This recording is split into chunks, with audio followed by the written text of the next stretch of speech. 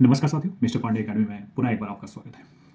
ये वीडियो विशेषकर सीटेट से संबंधित है। जी हाँ मेरे साथियों, अभी जो सीटेट की परीक्षा आयोजित की जाएगी यानी जनवरी में, उसका जो डेट आप सबको मिल चुका है और आपको मैं बता दूं कि एडमिट कार्ड भी बहुत जल्द आपके समक्ष उपस्थित हो जाएगा। अभी सिर्फ डिस्ट्रिक्ट अलॉटमेंट हुआ है जहाँ पर आपका सेंटर दिया गया है। कुछ ही दिन की बात है और तुरंत आपको वो सेंटर भी मिल जाएगा जहाँ पर आपको जाकर एग्ज़ाम ऑफलाइन देना है। मेरे साथियों, कुछ मन में प्रश्न होंगे, उन सारे प्रश्नों को लेकर मैं उपस्थित हूँ। विगत मेरे कई दोस्त इससे संबंधित तरह तरह के मैसेज के माध्यम से कुछ प्रश्न कर रहे थे। मैंने सोचा कि इसके लिए एक वीडियो साझा कर दिया जाए। तमाम उन साथियों को भी जानकारी स्पष्ट हो जाएगा और जो भी कुछ भ्रांतियाँ हैं मन में, वो भी दूर हो जाएंगी।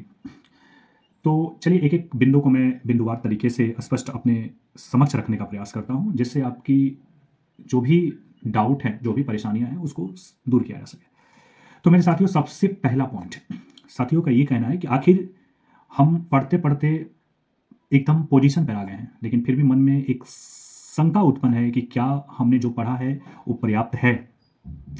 साथियों, वीडियो ध्यान से सुनिएगा क्योंकि मैं अपनी एक्सपीरियंस को साझा कर रहा हूँ यहाँ पर। मैंने भी सीटेट दिया है और सीटेट देने के उपरांत मैंने ये सारे एक्सपीरियंस प्राप्त किया और उसके बाद मुझे जानकारी मिली कैसे पास करना चाहिए, किस तरीके की स्ट्रैटेजी बनानी चाहिए, अंतिम 4-5 दिनों का क्या निर्णायक रोल होता है। इन सारे मुद्दे को लेकर जो समस्या दिल में पनप रही है, इसको ही दूर करने का मैं प्रयास करूँगा। तो इसी दौड़ को आगे बढ़ाते हुए मैं आपके एक एक प्रश्नों का जवाब भी देने का प्रयास करूँगा, जो मुझे कमेंट के माध्यम से या यूँ कहें तो कॉल के माध्यम से भी पूछने का प्रयास किया गया। तो मैं आपको बता दूँ कि जितने भी हमारे साथी हैं जिनको ये लगता है कि आखिर हमें नंबर कैसे बढ़ाना चाहिए, तो मैं स्पष्ट बताऊंगा। 2-4 रूल मैं आपको दूंगा, उसको मूल मंत्र की तरह एकदम दिमाग में सेट कर लीजिएगा। कभी भी आप प्रश्न को हल करने से पहले उस प्रश्न में जल्दबाजी मत कीजिएगा। जी हाँ मेरे दोस्तों, मैं ऑफलाइन और ऑनलाइन में क्या मेरिट और क्या डिमेरिट है, दोनों को मैं स्पष्ट करूंगा। मैं आपको बता दूं कि कभी भी जल्दबाजी करके प्रश्नों का उत्तर देने का प्रयास मत कीजिएगा, अन्यथा आप जल्दबाजी में अपना एक नंबर गंवा दीजिएगा, जिसका भरपाई आप चाह कर भी नहीं कर पाइएगा। क्योंकि जिस प्रकार से बहालियां प्राप्त हो रही है, क्रमबद्ध तरीके से हर एक राज्य अपना बहाली निकालने का भरपूर प्रयास कर रहा है, जहां पर चुनावी माहौल है। इसमें सबसे अग्रसर बिहार उभर के निकला हुआ है और आपने देखा ही है कि देखते देखते में बिहार ने 1,70,000 से लमसम बहालियां संपन्न करवा ली। इसमें ऐसा भी देखने को मिला कि जिन अभ्यर्थियों का नंबर कम था, यानी सीटेट में जो नंबर लाने की जो एक कैटेगरी निर्धारित की गई है, जो एक लेवल निर्धारित किया गया है, उससे कम लाया गया है, तो आपका सिलेक्शन वंचित रह गया। यूं कहें तो आप जॉब नहीं प्राप्त कर पाए और बेरोजगारी की श्रेणी में आप भी गिनने चले। तो मेरे साथियों, एक एक नंबर का महत्व है, तो इसलिए मैं कह रहा हूं कि बहुत ढंग से प्रश्न को पढ़िएगा। प्रश्न पढ़ने के बाद ऑप्शन को भी बहुत बेहतर ढंग से पढ़ना है, क्योंकि देखिए सीटेट पहले से अपना रूल चेंज कर दिया है। पहले था कि आपको कुछ तथ्यों को स्पष्ट तरीके से गेन करके रखते थे, तो हम रट कर भी उसे काम निकाल लेते थे कि हाँ हाँ ये चीज़ ध्यान में रखना है। लेकिन अब ऐसा नहीं है। अब आपको तथ्यात्मक तरीके से उस प्रश्न को जवाब के तौर पर लेना है, जो उसका सटीक आंसर हो। दूसरे मूल बिंदु पर हम आते हैं। साथियों, मैं बता दूं कि बच्चा सर्वश्रेष्ठ होता है और इसी के मद्देनजर आपके सारे प्रश्नों का उत्तर हल होना चाहिए, इसी के इर्द गिर्द। यानी कभी भी नकारात्मक जो भी भावनाएं पनपती हों, नकारात्मक शब्द उभरता हो, इन सारे शब्दों को आपको कैंसिल करना है। कभी भी बच्चा से संबंधित जो भी प्रश्न होंगे वो नकारात्मक नहीं होते हैं। आप एक ही पॉइंट दिमाग में नोट कर लीजिएगा कि बच्चा कभी भी गलत नहीं होता है। अगर बच्चा फेल हुआ, इसका मतलब पूरा सिस्टम फेल होता है। तो कभी भी आप ये मत सोचिएगा कि बच्चा गलत है। बच्चे के ऊपर तो कोई ब्लेम ही नहीं लगना चाहिए। बच्चे को कभी पनिशमेंट तरीके से ऐसे कुछ भी सेंटेंस आए जिसमें नकारात्मक व्यू पनपता होगा, वो सेंटेंस को आप तुरंत दूर कीजिएगा, उस ऑप्शन को तुरंत एलिमिनेट कीजिए, हटाइए उसको, क्योंकि वो आपको नंबर काटने के लिए ही दिया गया है।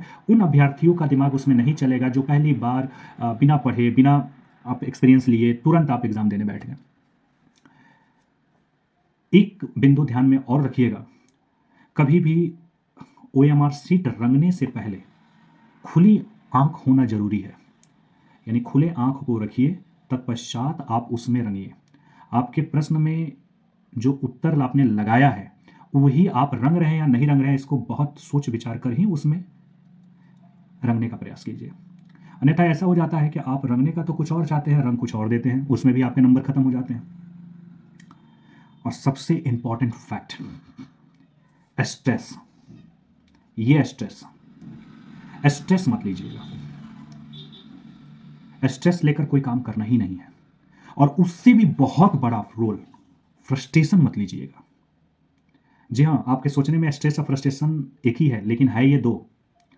फ्रस्ट्रेशन तो बिल्कुल नहीं लेना है। फ्रस्ट्रेशन का तात्पर्य, मेरा कहने का मतलब क्या है कि जिस पॉइंट को आप पढ़ नहीं पाए हैं, यानी जो आपका गोल था, जो आप पढ़ना चाहते थे, उसको आप नहीं कर पाए, तो आपके दिमाग में फ्रस्ट्रेशन पनपता है कि मेरा ये सेट था, मुझे ये मिलना चाहिए, मुझे नहीं मिला।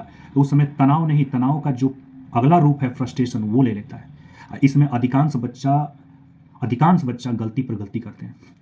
स्ट्रेस मतलब क्या? आम तौर की ज़िंदगी, यूँ कहे तो जाने का, आने का, रहने का, कब जाएंगे कब आएंगे, ये स्ट्रेस में आएगा। लेकिन आपने गोल अचीवमेंट नहीं किया, जो आप पढ़ना चाहते थे वो नहीं पढ़ पाए, और फिर आप सोच रहे हैं क्या चीज़ कि हम कैसे पास होंगे, ये स्ट्रेस के कंडीशन में आता है। तो आप स्ट्रेस बिल्कुल नहीं लेना है। अगर आपने जितना पढ़ा है उतने को आप बेहतर ढंग से अप्लाई कीजिएगा तो आपका रिजल्ट होगा। लेकिन आप फ्रस्ट्रेशन में होकर आप अगर एग्जाम में बैठते हैं, हम नहीं कर पाएंगे। नकारात्मक पहलू को हटा दीजिएगा। आप जानिएगा कि आप ही कर पाइएगा, आप ही के लिए है। ये जितने पॉइंट मैं आपको समझा रहा हूँ, इसमें आपके 5 से 7 नंबर बढ़ेंगे। आपको लगता है क्या चीज़ कि मैं मजाक कर रहा हूँ? ये मैंने खुद के अपने अनुभव को साझा किया है, जो मैंने महसूस किया है, जो मेरे द्वारा बार बार गलती अपनाई गई, और उस गलती को सुधार के उपरांत जो मुझे रिजल्ट प्राप्त हुआ है, ये रिजल्ट मैं आपको यहाँ पर दे रहा हूँ। तो आप बिल्कुल ये मत सोचिए कि मैं यहाँ पर सिर्फ और सिर्फ आपको भ्रमित करने की स्थिति में हूँ। नहीं नहीं नहीं नहीं, ये छोटे छोटे बिंदु जो हैं, कहीं ना कहीं आपको एक एक नंबर से फेल कराते हैं, और लास्ट में सिर्फ आप भगवान के दुआई देते रहते हो, हे ईश्वर, हे अल्लाह, कब हो जाए, एक नंबर मिल जाता है, एक नंबर प्रभु। अब एक नंबर का चक्कर इतना रहता है कि आप 99 का चक्कर तो जानते ही हो, कहने की जरूरत नहीं। तो मेरे साथियों, ये सारे बिंदुओं को ध्यान में रख के काम करना है। अंत तक आपने जितना पढ़ा है इस 4 दिन में समेट लीजिए। कुछ भी नया मत पढ़िए, कुछ भी नया। आपको जो कुछ भी नया मिल रहा है, आपको लग रहा है कि मैं ये नहीं पढ़ पाऊंगा, मैं ये चीज छोड़ दिया, ये चीज छोड़ दिया, ये नहीं पढ़ा, वो नहीं पढ़ा, never never never never never. आपको इस बारे में सोचना ही नहीं है। आपने अब जितना पढ़ा है उसको समेटिए। प्रॉब्लम यही प्रॉब्लम फंसता है। पढ़ते हो आप, लेकिन उसे समेट नहीं पाते हो, और अंत में पता चलता है कि मैंने पढ़ाई किया है और इसको मैं नहीं देख पाया, नहीं समझ पाया। क्योंकि चाइल्ड साइकोलॉजी कोई बच्चों का खेल नहीं है। साइकोलॉजी शब्द कोई बच्चों का खेल ही नहीं है। इसके लिए आपको 1 से 2-3 बार रिहर्सल करना पड़ेगा, उसमें उतरना पड़ेगा, यानी उसके फ्लो में बहना पड़ेगा, तब बात बनेगी, अन्यथा नहीं बनेगी। हंसते खेलते में चाइल्ड साइकोलॉजी आपका नहीं निकलने वाला है। सीटेट तो और नहीं। इसलिए मैं कह रहा हूं, आप निश्चिंत होकर जितना पढ़ लिए उसको समेट लीजिए। कोशिश ये कीजिए कि 3 से 4 प्रैक्टिस सेट लगा लीजिए। प्रीवियस ईयर, कोई नया प्रैक्टिस सेट नहीं लगाना है। प्रीवियस ईयर 4 प्रैक्टिस सेट लगा लीजिए। 4 नहीं होता है 2 ही लगा लीजिए। अपने स्कोर को देखिए, जो स्कोर आपका इस समय आएगा, डेफिनेट याद रखिएगा, आपको मैंने जो मूल मंत्र पहले बताया है, यानी पहले के हमने 7-8 मिनट में जो मूल मंत्र आपको मैंने बताया, उसको अगर आप लेके चलते हैं, जो स्कोर अभी आ रहा है उससे डेफिनेट है कि आपका 7 से 8 नंबर गेन करेगा, लॉस कभी नहीं करेगा। तो बस ध्यान में रखकर सीटेट की तैयारी को और बेहतर बनाइए। 4 दिन का समय है, रिलैक्स कीजिए। 24 घंटा पहले पढ़ाई छोड़ दीजिए, बिल्कुल आपको टच नहीं करना है। माइंड को शांत कीजिए। कोशिश ये कीजिए कि हम 1 घंटा, 1.5 घंटा, 2 घंटा योगा कर लें, क्योंकि ये होता नहीं है, आपको कोशिश करना है।